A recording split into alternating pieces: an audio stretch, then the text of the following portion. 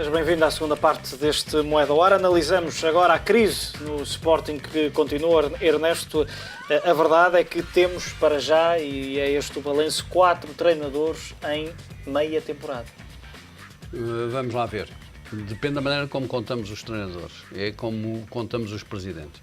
Há períodos em que há um presidente que pede admissão, um vice-presidente avança, fica um mês ou dois até às eleições e, portanto, não podemos considerar que foi um presidente do Sporting. Há quem considera, do Sporting ou de outro clube qualquer. E, portanto, quando um treinador principal sai e o adjunto avança, até se encontrar um novo treinador, é discutível que se considere o adjunto como um treinador de facto a contar para esses 4. Seja como for, parece-me que a estrutura do futebol profissional, equipa A, porque há futebol profissional também na equipa B e as coisas estão a correr bem, há futebol formação e as coisas estão a correr bem, o Sporting tem mais de 30 modalidades esportivas e estão a correr bem, estamos a falar da equipa A profissional de futebol, que as coisas estão a correr pessimamente. E sobre isso estamos todos de acordo. Eu acho que agora existe uma clarificação em termos de estrutura do futebol profissional, da equipa A. O que é que mudou com esta mais recente saída? Mudou de facto que o professor Josualdo Ferreira agora assume claramente a liderança da equipa A, da equipa principal e portanto as coisas ficam, o peso todo dele, o prestígio dele perante os jogadores, isso é muito importante. Os jogadores, quando olham para um treinador e veem que o treinador também está a aprender com eles, não lhes está a ensinar muito.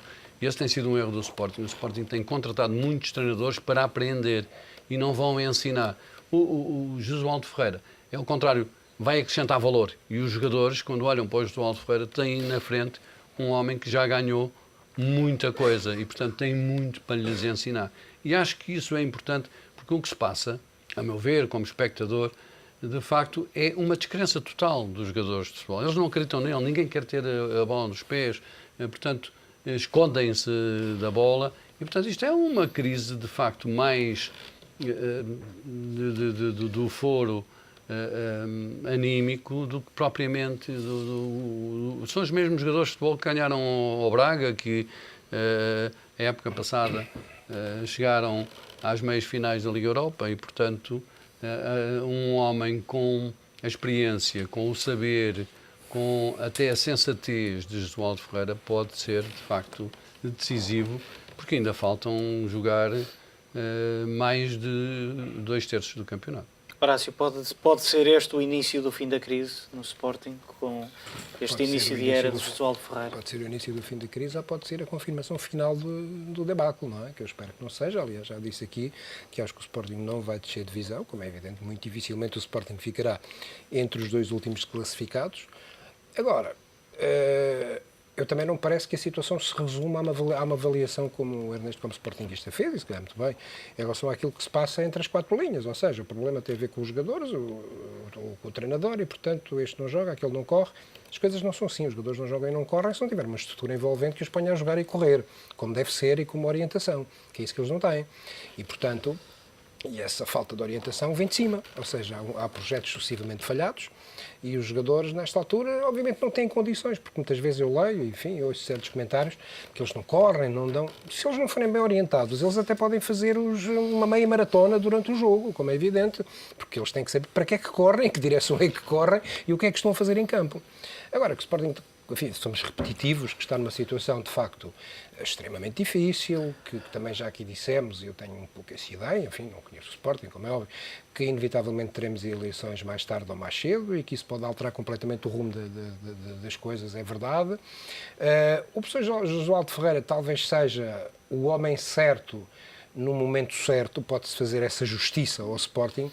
Tem um problema, penso eu, é que eu não sei se nesta altura no Sporting o que o Sporting está a precisar é do líder, como dizia o Ernesto, do relevado. Acho que precisa de um líder mais vasto. E quando o Josualdo Ferreira entrou era para ser esse líder mais vasto, que afinal de contas parece que já não é, porque rapidamente se vai preocupar com a equipa principal.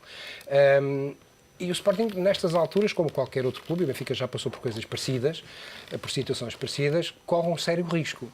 é que se o professor Josualdo Ferreira não recupera minimamente a equipa, se não a põe a jogar de forma, pelo menos, há duas coisas que estão em causa neste momento para os sportinguistas. Uma, obviamente, é participar nas competições europeias. E a outra é um título que o Sporting tem, enfim, na brincadeira e entre aspas, é não ficar abaixo do 6º lugar, porque rapidamente, no dia em que isso acontecer, os benfiquistas dirão nunca ficámos em 7º, 8º, 9º, 10º, 11º, conforme aquilo que a classificação é que o Sporting ficar. E depois não ir às competições europeias, que é outro troféu que o Sporting diz que tem, porque de facto o Sporting participou em todas as competições europeias. É evidente que participou, mas há um pormenor importante, apenas lateral. Em 1956, na primeira Taça dos Campeões Europeus, quem foi campeão foi o Benfica. E o sistema, o antigo regime, convidou o Sporting para representar Portugal na Taça O tempo é escasso nesta segunda parte. Rapidamente só para o António. O António, já era esperado este assumir de posição por parte de Jesualdo quando vem para manager do Sporting? Nós já discutimos isso aqui e eu expressei a opinião de que era digamos, uma posição muito difícil para o Sporting, para o Jesualdo Ferreira, na medida em que ele era, portanto, o super treinador e havia um treinador de campo. Portanto, estas coisas normalmente nunca funcionam como realmente se viu. Agora, de facto, o Sporting está em crise, teve 3 crises, uma crise financeira, uma crise esportiva e uma crise de direção. Estas crises têm-se potenciado umas às outras. Neste momento, eu acho que o que está na cerne do problema é a crise financeira. E enquanto o Sporting não resolver a crise financeira que tem, porque de facto tem, e eu tenho vindo a chamar a atenção para isso desde que praticamente este programa começou, portanto, nada será resolvido no Sporting. Isto é, portanto, o Sporting é evidente que vai recuperar na tabela e vai subir na tabela, mas isso não significa que o Sporting ultrapasse a crise, porque o Sporting, para ultrapassar a crise, tem que estar num dos 3 primeiros lugares e tem que ser campeão, portanto, alguma vez. Portanto, não atingindo pelo menos um 3º lugar, o Sporting continuará em crise, mas não conseguirá nunca atingir esse 3º lugar, a não ser por uma questão perfeitamente excepcional e que não está na imaginação das pessoas, enquanto não resolver a grave crise financeira em que está. Porque um clube que tem sistematicamente à volta de 30, 40 milhões de prejuízo por ano, 10 milhões por trimestre, eu não vejo como é que uma direção possa ter, digamos, o sossego, digamos, a estabilidade para poder a resolver os assuntos internos e nomeadamente do futebol. É como numa empresa, uma empresa que esteja em dificuldade, a fábrica não funciona bem. Aqui assim, portanto, o Sporting está em grandes dificuldades. Enquanto esse problema não for resolvido, a fábrica, isto é, o departamento de futebol, não vai funcionar bem. De onde, portanto, esta questão de que, portanto, atribuem-se todas as culpas ao Presidente, atribuem-se as culpas a quem quer que seja, bom, portanto, e uma mudança de Presidente não vai resolver nada a não ser que esse Presidente seja capaz de resolver a crise financeira. Esse é que é o problema do Sporting. Não é de resultados. Os resultados é uma consequência. Estamos a ficar mesmo sem tempo. Vou dar a palavra ao Ernesto para lhe colocar uma última questão a respeito desta crise e da sua resolução. Tem aumentado os boatos em torno de supostos empréstimos que foram avalizados por Godinho Lopes. Fazem sentido estes boatos? Vamos lá ver, em termos empresariais não fazem sentido se forem empréstimos da banca a uma sociedade anónima desportiva que tem uma parte do seu capital no público, portanto uma empresa cotada em bolsa. Parece-me a mim que pedir ao Presidente que avalize determinada operação será o mesmo que pedir ao Presidente da TAP ou ao Presidente da EDP que faça favor de avalizar esta operação que eu estou aqui a fazer, que tem a ver com a gestão da empresa. Mas sabe se aconteceu? Não faço ideia. Agora, não é prática corrente numa sociedade anónima e ainda por cima cotada em bolsa pedir ao Presidente do Conselho de Administração faça favor de avalizar esta operação. Nos clubes já é diferente, são associações. Aí parece-me que de facto seria possível. Não sei de facto se na Sociedade Anónima Desportiva do Sporting isso acontecerá, como creio que não acontecerá em nenhuma Sociedade Anónima Desportiva. Posso?